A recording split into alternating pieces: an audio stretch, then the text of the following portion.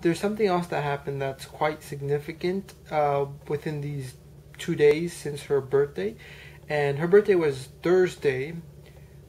Friday, or for Friday, me, her brother, and her brother's fiance come up with an idea or a plan to have me meet her father in person. And I was like, let's do this. The reason that I wanted to do that was to make a physical like a face-to-face impression, as opposed to something over the phone, or just having him know me as a series of traits described by her or other people. I wanted him to meet me in person. And so we devised a plan or whatnot. So for Friday prayer, her father always goes to this one mosque. And so we thought, like, here's what we're going to do.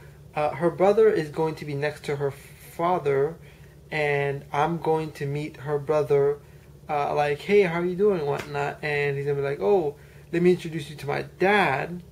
And the dad knows me by name. And he's also like, and then we would get a chance to converse. So the day of, I had a class in the morning. I had anesthesia lab. And so I go to that lab. Lab ends at like 12. It's supposed to end at 12:30. It ends at 12:45. You're like 15-minute difference. What's the big deal? Big deal is that I'm supposed to be there at like 1:30ish. Like 1:30ish is when they start.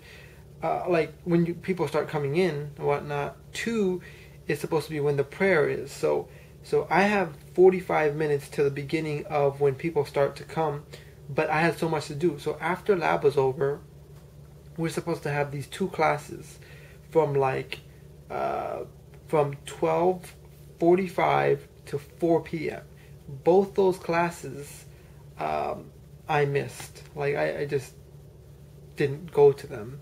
Right after lab, I just left, and I have to make up for those, like get the notes and all this other stuff. You don't miss classes when you're in grad school. That's not a thing you do, but I did that because I was like, this is my chance to finally meet the father in person. Because I knew that, you know, if I didn't do it that Friday, that this weekend, like today, Saturday, tomorrow, Sunday, they were going to meet with the other guy's family, and I wanted him to, like, always have that in the back of his mind, that he met me in person, and if that would mean anything to him. So, lab ends at 12:45. I rush home, get everything, like, I shave, shower, and then I was hungry. I was like, do I eat something or do I not eat something? I had a banana, and then as I was eating the banana, I saw this, like, these noodles. I was like, oh my gosh, those noodles look awesome. I was like, I shouldn't, but I should. So I got a small bowl, and I was chowing down. And then I just then I brushed my teeth again, and then I left. Drove pretty fast, I would say. Like 60 on a 45. I know that's not that fast, but like it was faster than other people. Anyway, on the highway I was doing like 90 or more. But I was like, oh my gosh, like as I was driving there, I was like, what if I don't make it to see her father because I ate noodles? I was like, I don't want to live with that. So I just sped up. But I made it there at 1:51. In my mind, the prayer starts at 2. So I go there, and like I'm downstairs. There's upstairs and downstairs, so I'm downstairs, and I see that like the prayer hasn't started. So I'm like, I made it. So then I text her brother. I'm like, okay, I'm here now, and he's like, okay, we're just coming there. I was like, oh, okay, that's good because I'm not late or anything. I didn't miss anything. He was upstairs. His father was downstairs, and I was like, I'm coming upstairs.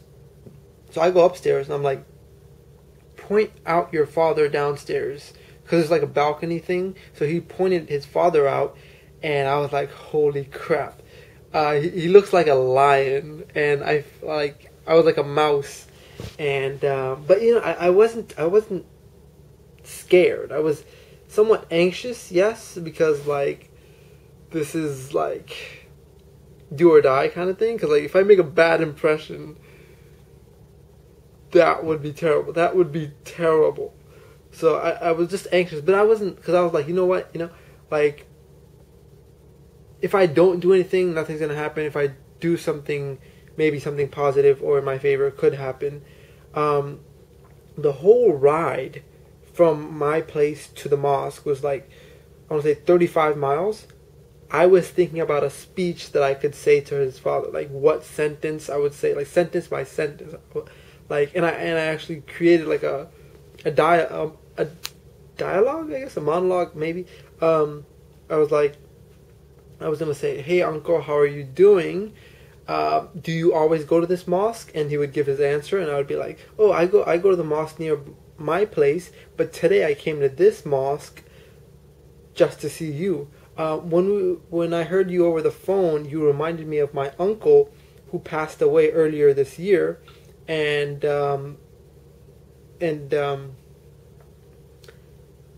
I wanted to see you in person because you reminded me of him. And then we started talking about, that was my opening. And then we started conversing about the marriage thing, and he was telling me that nothing's set in stone, everything's in the air. And he was telling me about destiny, and like, if he was telling me about the rib thing, like that a woman is made up of like the man's rib or whatever, and he was talking about destiny, like if she's meant for you, then you will be with her. And I was like, that's not really comforting, but I found out that he doesn't, hate me or whatever, so that was cool. And he was like kind of fun to talk to, because he's not like a fogey, like an old person or whatnot. He's like, he's kind of cool for a parent, I guess. But anyway, he was telling me about an incident that happened like a couple hours ago with one of her cousins who were having marriage plans, and everything got canceled because of something. And so he's like, nothing is set in stone, whatnot. And then someone pulled them away and whatever. But he told some other stuff like, we don't think you're a bad person, or not like we said that you're a good person. You're just like not ready for marriage and stuff. And I was like, well, at some point I said, I care about your daughter just as much as you do. We both want the same things for her to be happy. So I'm glad I had that dialogue. I did miss 2 classes to do that. After that, I went, one of my friends, like as I was talking to the father, one of my friends, like very close friend, that got me like, not the helmet, but helped me get the bike.